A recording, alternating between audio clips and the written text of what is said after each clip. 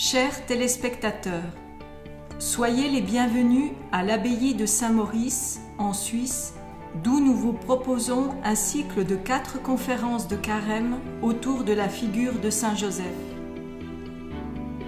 À l'occasion du 150e anniversaire de la déclaration de Saint Joseph comme patron de l'Église universelle, la lettre apostolique Patris Cordé du Saint-Père François se veut une invitation à faire grandir l'amour envers ce grand saint pour être poussé à implorer son intercession et pour imiter ses vertus et son élan.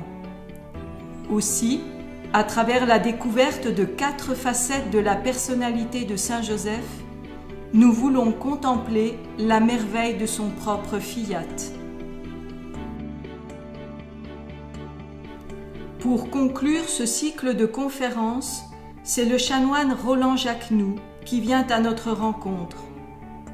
Rappelé à l'abbaye en 2015, après plus de 10 ans en mission au Kazakhstan, où il a été vicaire général du diocèse d'Astana, il est aujourd'hui prieur de la communauté des chanoines, maître des novices et enseignant de grec et de latin au collège de l'abbaye.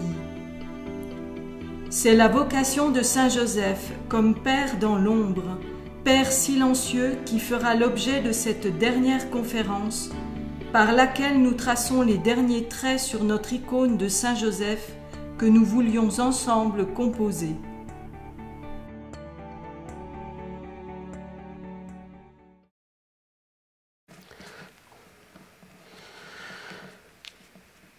Notre 4e conférence de carême sera consacrée à Saint Joseph le silencieux. Saint Joseph, personnage, figure de la Bible comme nimbé d'un grand et beau silence. Si on lit les Écritures d'un point de vue strictement littéraire, Joseph est considéré, ou peut être considéré comme un personnage secondaire. On parle très peu de lui dans les Écritures, un petit peu dans les 2 premiers chapitres de l'Évangile selon saint Matthieu, de même dans les 2 premiers chapitres de l'Évangile selon saint Luc. Ailleurs, ici ou là, Jésus est dit fils de Joseph, et c'est tout. Pourtant, la tradition populaire d'abord, petit à petit au long des siècles, a mis en avant Saint Joseph. Et cette tradition, elle a été reliée, rattachée par le ministère de l'Église, par le magistère de l'Église, puisque, notamment dans les temps modernes, on a 4 grands moments dans l'histoire de la dévotion de Saint Joseph. Le 8 décembre 1870, le pape Pie IX a proclamé Joseph patron de l'Église universelle. En 1889, Léon XIII a écrit une encyclique. En 1989, pour fêter les 100 ans de cette encyclique, c'est un autre texte de Jean-Paul II, cette fois, qui s'appelle « Le gardien du Rédempteur ». Et puis, le 8 décembre 2020, le pape François a proclamé l'année Saint-Joseph en souvenir des 150 ans de la proclamation de Joseph comme patron de l'Église et a écrit une lettre apostolique, Patris Cordé. Dévotion populaire, magistère de l'Église, lex orandi, lex credendi, la loi de la prière qui devient loi de la foi, c'est bien connu dans la tradition de l'Église. Donc si Joseph est un personnage secondaire dans les Écritures du point de vue littéraire, cela ne signifie absolument pas qu'il soit un personnage secondaire dans l'histoire du salut. Ces quelques passages bibliques dans lesquels on le trouve nous montrent qu'il a eu une mission essentielle par rapport à Jésus, par rapport à Marie et par rapport au plan de Dieu visant notre salut. On pourrait résumer cette mission essentielle en 4 points. Le premier point, celle de situer Jésus dans la ligne davidique. Selon les prophéties de l'Ancien Testament, le Messie devait naître dans la descendance de David. Et c'est Joseph qui est le fruit de cette descendance, on entend les paroles de l'ange qui s'adresse à lui, Joseph, fils de David. Le deuxième point de la mission de Joseph, c'est de donner à Jésus le cadre légal d'une famille humaine, puisque à son époque, il était impensable qu'une femme ait un enfant hors mariage, du moins un enfant légitime. Le troisième point, c'est de constituer Jésus et Marie en une famille vraiment humaine. Jésus a un père humain qui lui a donné son nom, selon l'Évangile. Toujours selon l'Évangile, il fut soumis à Joseph comme à sa mère, on trouve ça en Luc 2, 52. Être soumis, cela veut dire dans le langage de l'Évangile, être éduqué. La soumission des enfants est en lien avec la mission éducatrice des parents. Et donc Joseph assume une réelle paternité, même si elle n'est pas biologique. D'ailleurs, le pape François insiste beaucoup là-dessus dans sa lettre apostolique. Quatrième point, Joseph assume aussi pleinement sa paternité dans la protection qu'il exerce à l'égard de Jésus et de Marie. Il sauve sa famille à plusieurs reprises. Il la sauve d'abord d'Hérode, lorsqu'il part en exil en Égypte, puis il la sauve de l'exil, lorsqu'il revient d'Égypte, et choisit d'aller vivre à Nazareth. Alors, selon saint Luc, Nazareth, c'est la ville où Marie a reçu l'annonciation de l'ange. Mais selon saint Matthieu, le choix de Nazareth est dû au fait qu'un descendant d'Hérode régnait sur la Judée et qu'il fallait éviter que l'enfant soit dans une dépendance d'une famille d'Hérode. Donc encore une fois, il s'agissait de lui donner une sécurité. Ces quelques touches qui apparaissent comme en filigrane laissent voir en Joseph un vrai père, mais un père d'une discrétion extrême. Il ne fait parler de lui que lorsque c'est strictement nécessaire. Et c'est justement cette extrême discrétion qui nimbe toute la vie de Joseph d'un halo de silence. Malgré son rôle essentiel dans les premières années de la vie terrestre de Jésus, Joseph fait très peu parler de lui. Et là, en quelque manière, il anticipe le personnage de Jean-Baptiste. C'est comme si Joseph mettait en pratique, littéralement dans sa vie, ce que Jean-Baptiste dira plus tard, parlant de Jésus, il faut qu'il grandisse et que je diminue. Joseph est exclusivement au service du plan de Dieu, au service de Jésus, et il n'apparaît que dans ce service. Il ne revendique absolument pas une place pour lui dans ce service. Il est le discret par excellence.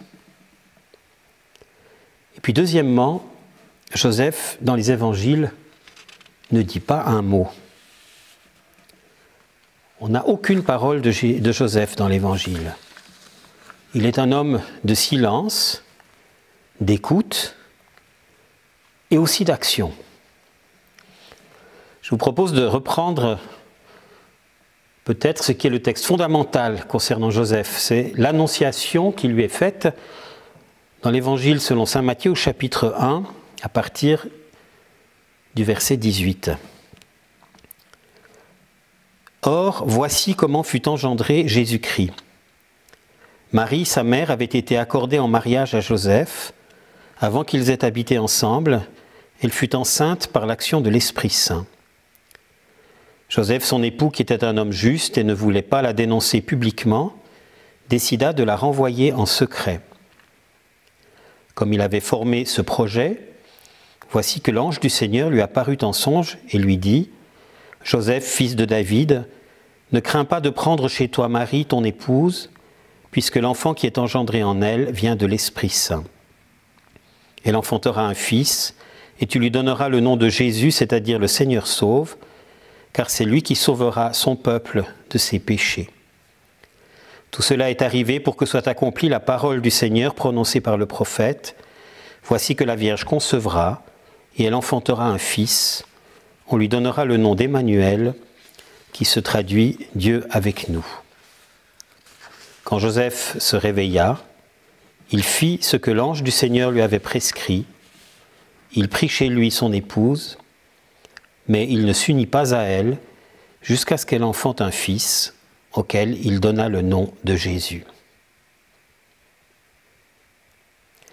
J'aimerais reprendre avec vous une analyse de ce texte. Il nous est dit au verset 19, « Joseph, son époux, qui était un homme juste, ne voulait pas la dénoncer publiquement et décida de la renvoyer en secret. » L'interprétation habituelle, disons la plus courante de ce passage, c'est la suivante. Il y a deux moments dans le mariage à l'époque de Jésus. Un premier moment où l'homme et la femme sont déjà unis mais n'habitent pas ensemble, et puis un deuxième moment où ils se mettent à habiter ensemble, et c'est à ce moment-là qu'a lieu l'union conjugale. Donc l'interprétation classique nous dit que Joseph pense avoir été trompé, qu'il veut éviter le châtiment ou la honte qui toucherait sa femme comme femme adultère. Ça, c'est l'interprétation habituelle. Mais chez certains pères de l'Église, on va trouver une autre interprétation de ce verset 19. Parce que dans l'interprétation que je viens de donner, il y a un problème. Les fiançailles, c'est-à-dire cette première étape du mariage, où l'homme et la femme sont unis sans pourtant habiter ensemble, c'est une célébration, une cérémonie publique. Et donc il est difficile de comprendre comment Joseph pourrait donner un acte de répudiation en secret pour mettre fin à une union qui a été célébrée publiquement. On ne comprend pas très bien le sens du secret là-dedans. Si la répudiation est secrète, personne ne saura que Marie n'est plus la femme de Joseph. Donc, ce n'est absolument pas une manière de cacher la honte de la femme adultère. Et en raison de ce problème-là, comme je vous l'ai dit, dès les pères de l'Église, apparaît chez certains, pas chez tous, une autre interprétation. D'abord, on va reprendre deux termes de ce verset, on va les reprendre en grec. D'abord, on nous dit que Joseph ne voulait pas la dénoncer publiquement. Alors, le mot « dénoncer », qui est clairement négatif en français, en fait traduit un verbe grec très rare, tant dans la Bible que dans la littérature grecque en général. Le verbe en tant que tel est très rare, mais sa racine, elle est tout à fait claire et tout à fait connue. C'est la racine qui signifie montrer, rendre public. Et cette racine-là, elle n'est pas forcément négative. On peut faire savoir quelque chose à tous, sans pour autant avoir l'idée de dénoncer, c'est-à-dire l'idée de rendre public quelque chose de négatif. Et donc, les pères qui vont suivre l'interprétation que je vous propose maintenant, ils ne prennent pas ce mot en mauvaise part. Il y a quelque chose du mystère indicible qui se passe en Marie, et Joseph ne se sent pas la responsabilité de le révéler, de le rendre public. Mais ça ne veut pas dire qu'il veut dénoncer pénalement sa femme. Et puis la suite du verset 19 nous dit « Il décida de la renvoyer en secret ». Alors renvoyer, ça nous fait allusion à quelque chose de l'ordre du divorce. Et ce mot-là, on va effectivement le trouver dans l'Évangile lorsque Jésus dit qu'il est interdit de renvoyer son épouse. Mais le verbe lui-même n'a pas forcément ce sens-là. Au sens premier, il signifie délier, rendre sa liberté. Donc on peut comprendre que Joseph, qui est déclaré juste, sent que ce qui déroule en Marie le dépasse complètement. Et du coup, il a des scrupules à la prendre pour épouse. Les premières paroles de l'ange lui disent « Ne crains pas ». Ça fait allusion aux paroles dites en Saint Luc à Marie, lors de l'Annonciation à la Vierge, « Ne crains pas Marie ». Ce ne crains pas fait alors allusion à la crainte de Dieu, qui est l'attitude fondamentale de tout croyant de l'Ancien Testament devant le mystère divin, devant la transcendance de Dieu. Et l'ange, dans ce « ne crains pas », lui fait comprendre qu'il n'a pas à s'éloigner du mystère qui a lieu dans le sein de son épouse, qu'il est compris, lui Joseph, dans ce qui est en train de se passer, qu'il a une mission à accomplir. Cette interprétation n'est pas majoritaire, ni chez les pères, ni chez les exégètes modernes, mais elle existe. Et personnellement, je n'ai aucun problème à l'idée qu'un texte biblique puisse avoir deux sens, parfois plus.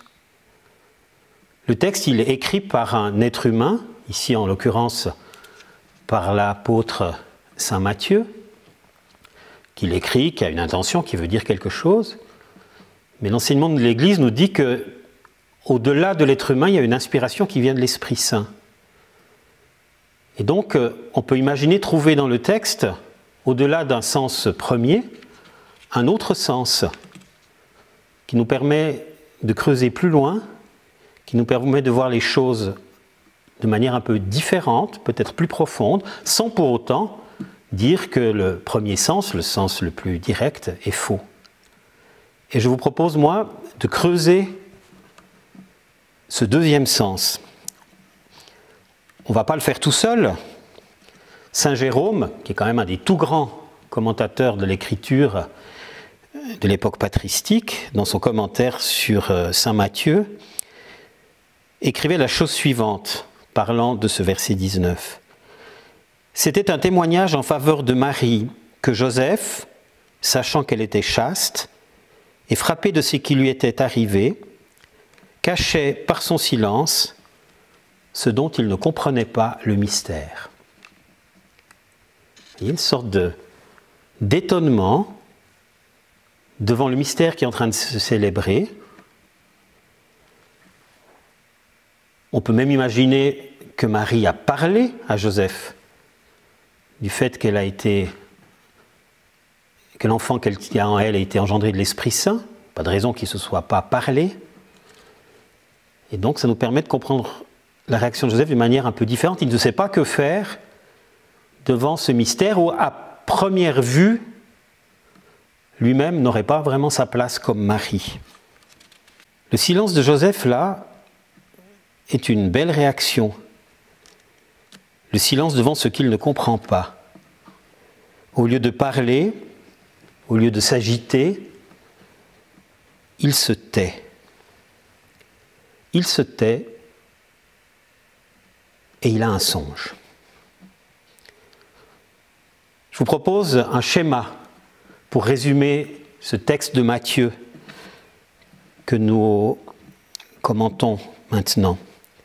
Première partie, silence de Joseph devant ce qu'il ne comprend pas. Deuxième partie, au deuxième moment, le songe de Joseph. Le songe de Joseph, je vous propose de le prendre comme le lieu symbolique de la rencontre avec Dieu. Joseph, dans son histoire telle qu'elle est rapportée en Saint Matthieu, a 4 songes, et c'est chaque fois un moment où Dieu lui parle, à travers un ange. Et donc, quand l'Évangile nous dit que Joseph eut un songe, pour être comparé à un moment d'oraison, de prière, le Joseph silencieux va recevoir une parole ou des paroles dans le silence de la nuit, dans le silence de son sommeil. Et puis le troisième moment, la troisième partie, c'est l'action. À la suite du songe, à la suite de la rencontre avec Dieu, Joseph agit. En l'occurrence, il prie chez lui son épouse. J'aimerais prendre ce texte, toujours symboliquement, comme une espèce de modèle de l'oraison, de la prière silencieuse, et faire avec vous de Joseph un modèle de prière, Quand je parle d'oraison, c'est un terme un peu technique. C'est vraiment tous ces moments où l'on se met en silence devant le Seigneur, que ce soit dans sa chambre, que ce soit devant le Saint-Sacrement. Ces moments où on n'est pas dans une prière récitée, on n'est pas dans une prière liturgique, on reviendra un peu plus tard à la liturgie, mais dans une prière silencieuse, une sorte de cœur à cœur avec Dieu. Alors, essayons de trouver dans ce songe de Joseph, dans ce passage de l'Évangile, une sorte de modèle de l'oraison. Premier moment, le silence de Joseph. Joseph arrive devant Dieu avec ses soucis, avec son trouble. Que faire dans cette situation? Il élabore des plans d'action. On a dit, il pensait la libérer sa femme en secret. Mais au lieu d'agir tout de suite, de s'attaquer au problème, il ne dit rien et il ne fait rien pour le moment. Je pense que là, on a un beau modèle du moment où l'on se met en prière. J'arrive devant Dieu avec mes soucis, avec mes troubles, avec mes questions par rapport à la vie, par rapport à mes proches, par rapport à toutes sortes de problèmes. C'est avec tout cela que j'arrive vers Dieu. Et c'est avec tout cela que je me mets devant lui en silence. Vous avez un verset du prophète Sophonie, chapitre 1, verset 7, qui dit « Silence devant le Seigneur Dieu ».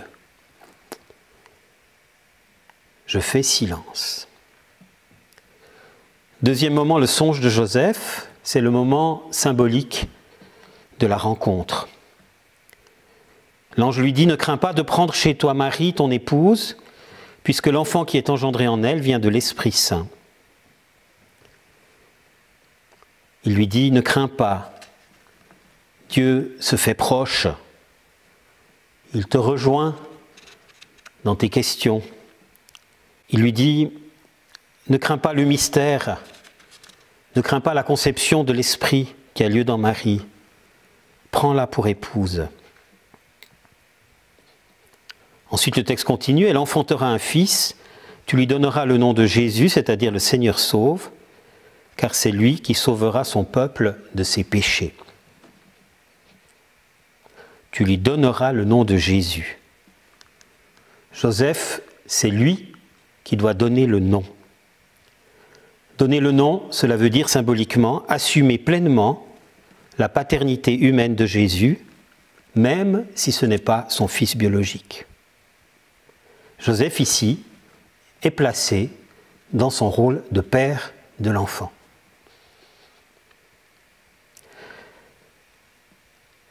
Ces paroles de l'ange, ça peut être comparé à ce qu'on appelle dans l'oraison des motions, cette espèce de dialogue intérieur qu'on a avec Dieu.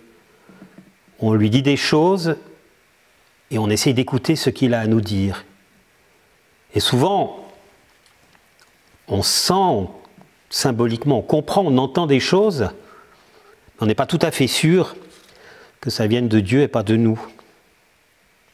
Et donc, il y a une étape suivante, c'est la confirmation par la Sainte Écriture. C'est ce qui se passe pour Joseph. L'ange ne se contente pas de lui dire ce qui se passe en Marie et ce que Joseph doit faire. Il fonde ce qu'il dit sur une citation de l'Écriture tirée du livre d'Isaïe, chapitre 7, verset 14. « Voici que la Vierge concevra, et l'enfantera un fils. On lui donnera le nom d'Emmanuel, qui se traduit « Dieu avec nous ».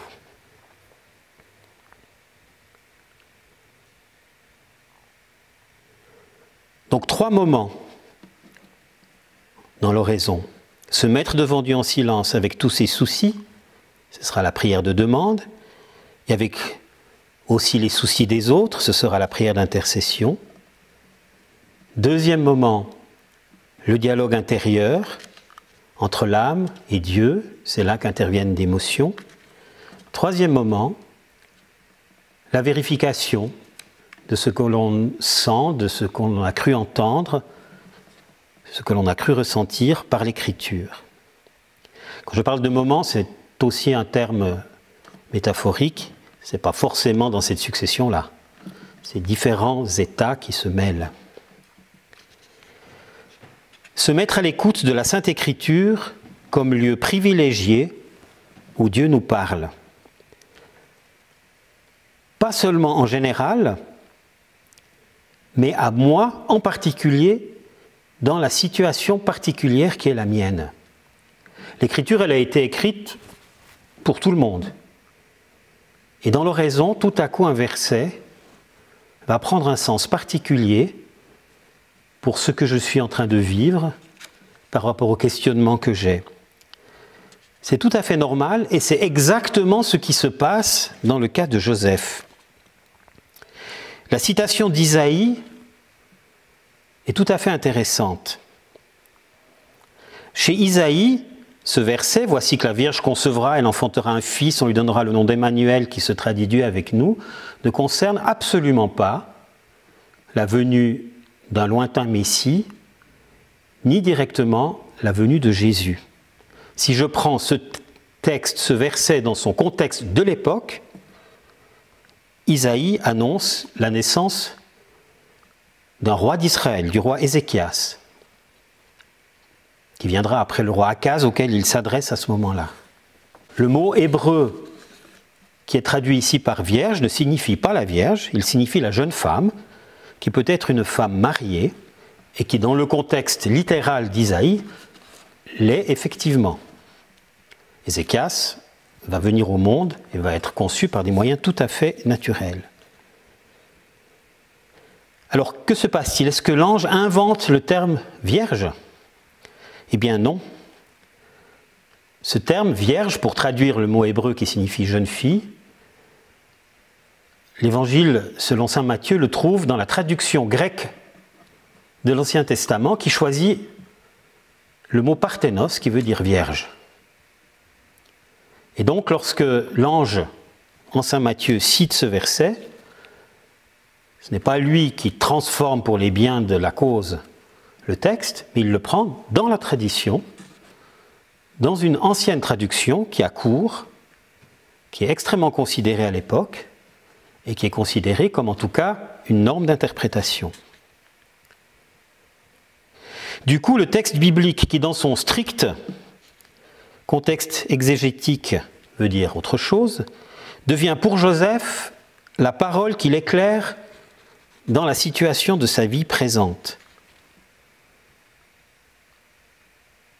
Ce texte devient pour Joseph l'explication biblique de ce qui se passe dans le sein de sa femme. Le texte biblique est devenu, au-delà de son sens premier, un texte pour Joseph, un texte pour l'éclairer, un texte pour guider sa vie concrète du moment. C'est ce qui se passe dans notre oraison.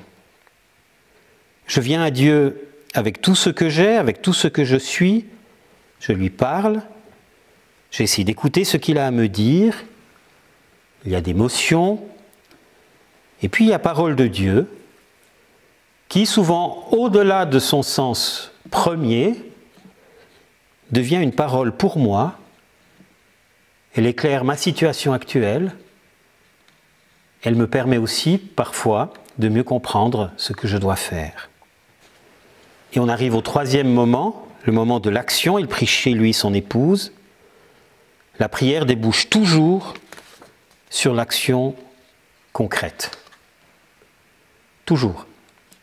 Alors je ne dis pas que chaque moment d'oraison va déboucher sur une action concrète, mais l'origine de notre action concrète au service de Dieu, au service de la charité, c'est toujours quelque chose qui vient de notre rencontre avec Dieu.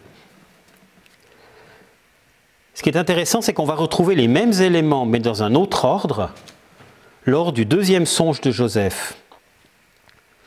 Ce deuxième songe de Joseph se trouve après la visite des mages. en Matthieu 2, les versets 13 à 15. Je vous propose de les lire. Après leur départ, voici que l'ange du Seigneur apparaît en songe à Joseph et lui dit « Lève-toi, prends l'enfant et sa mère et fuis en Égypte. » Je peux reprendre là. Je reprends depuis la lecture, d'accord ? Après leur départ, c'est-à-dire le départ des mages, voici que l'ange du Seigneur apparaît en songe à Joseph et lui dit « Lève-toi, prends l'enfant et sa mère et fuis en Égypte. Reste là-bas jusqu'à ce que je t'avertisse, car Hérode va rechercher l'enfant pour le faire périr. » Joseph se leva. Dans la nuit, il prit l'enfant et sa mère et se retira en Égypte, où il resta jusqu'à la mort d'Hérode, pour que soit accomplie la parole du Seigneur prononcée par le prophète « D'Égypte, j'ai appelé mon fils. » Dans un autre ordre, on retrouve les mêmes éléments. Il y a d'abord un problème. L'enfant est menacé. Ensuite, il y a un songe dans lequel l'ange parle à Joseph, ce que nous avons appelé une motion. Prends l'enfant et sa mère et fuis en Égypte, reste là-bas jusqu'à ce que je t'avertisse. À la suite de cette motion, il y a l'action. Joseph se leva, dans la nuit il prit l'enfant et sa mère et se retira en Égypte. Et à la suite de tout cela, on a la confirmation par la parole de Dieu en Égypte, où il resta jusqu'à la mort d'Hérode, pour que soit accomplie la parole du Seigneur prononcée par le prophète, « D'Égypte, j'ai appelé mon fils. » Or, là aussi, le sens donné à ce verset biblique dans l'histoire de Joseph est différent du sens littéral. C'est une citation du prophète Osée, chapitre 11, verset 1. « D'Égypte, j'ai appelé mon fils. » Ici, chez Osée, mon fils, c'est Israël. Et ces paroles concernent la libération du peuple d'Israël de l'esclavage égyptien. Donc, ils font référence à un moment de l'histoire sainte. Peut-être je vous lis tout le verset. « Oui, j'ai aimé Israël dès son enfance, et pour le faire sortir d'Égypte, j'ai appelé mon fils. » Or, chez Matthieu, le fils, c'est concrètement Jésus, Fils de Dieu. La parole de Dieu émise dans un autre contexte devient une parole pour l'aujourd'hui de celui qui prie, de celui qui cherche la volonté de Dieu, dans les circonstances de ma vie actuelle.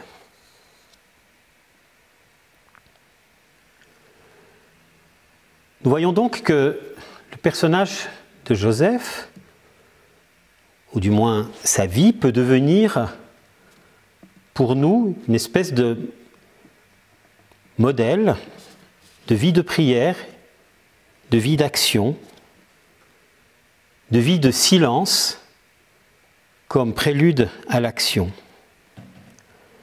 Et j'aimerais terminer cet entretien par quelques réflexions sur le silence. Sans doute quelque chose qui nous manque assez fortement dans le monde actuel. Le silence, on l'a vu dans la vie de Joseph, est ce qui prépare son action. Dans la liturgie, est apparu à la suite du Concile Vatican II, même dans le texte de la constitution de la liturgie, un concept qu'on appelle le silence sacré.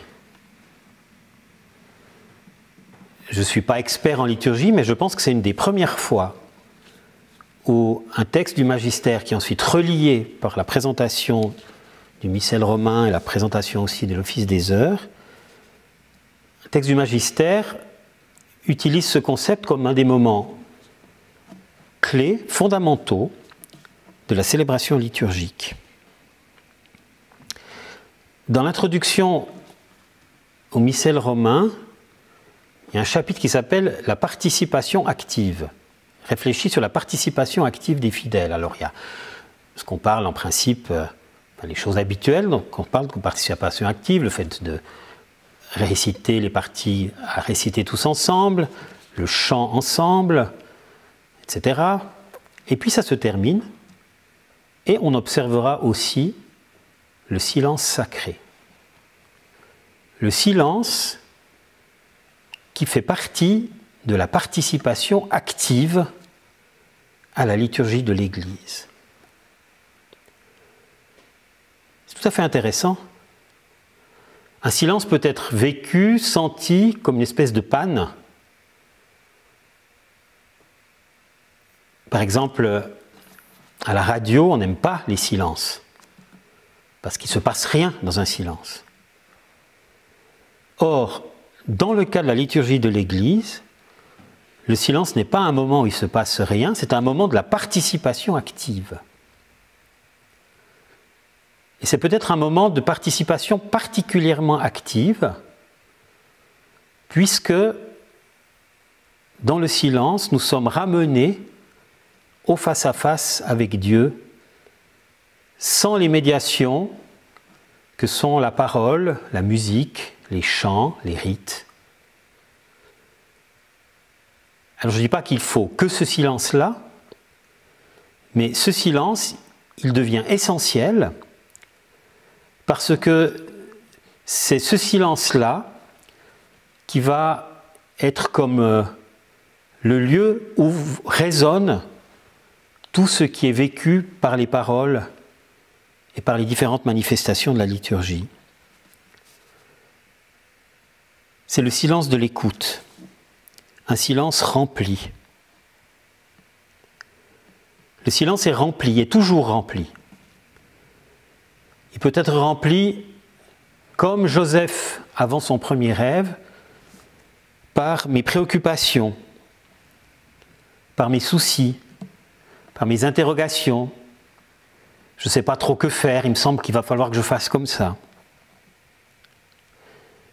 Et puis petit à petit, ce silence se remplit de la présence de Dieu, du dialogue que j'ai avec lui, qui devient petit à petit dialogue au sens fort du terme. Je lui parle, il me parle, je le regarde, il me regarde. Et c'est dans ce silence que résonne la parole de Dieu, d'une manière particulière, comme pour Joseph, dans son histoire. On a besoin de silence. On a besoin de silence dans nos liturgies. On a aussi besoin de silence dans des moments de prière personnelle. En prière, on a besoin des deux. On a besoin de la prière de l'Église et on a besoin de la prière liturgique. C'est tout à fait intéressant que l'Église occidentale, l'Église catholique, développe de manière assez forte l'adoration du Saint-Sacrement. En fait, c'est une espèce d'extension de l'Eucharistie. L'Eucharistie, c'est la messe, et puis elle se continue, cette célébration communautaire peut se continuer à différents moments, à différentes occasions, par ce cœur à cœur entre Jésus présent totalement et complètement, réellement dans l'Eucharistie, et chacun d'entre nous qui nous trouvons devant lui. Le silence comme moment constitutif de notre vie spirituelle, le silence comme source de notre vie active, un silence rempli de Dieu, rempli de notre dialogue avec lui, rempli des mots de la Sainte Écriture, c'est cela qui peut devenir source de notre action. Il a été source de l'action de Saint Joseph, il peut devenir source de toute notre action. Alors ne passons pas à côté de ce silence. Même s'il est troublé, Dieu saura bien en faire quelque chose. Dieu saura bien nous inspirer l'émotion dont nous avons besoin. Dieu saura bien nous parler par les passages de la Sainte Écriture dont nous avons besoin à ce moment-là. Faisons-lui confiance et n'ayons pas peur du silence. C'est sans doute l'un des enseignements que saint Joseph peut nous donner par sa vie si brièvement racontée dans les Saintes Écritures.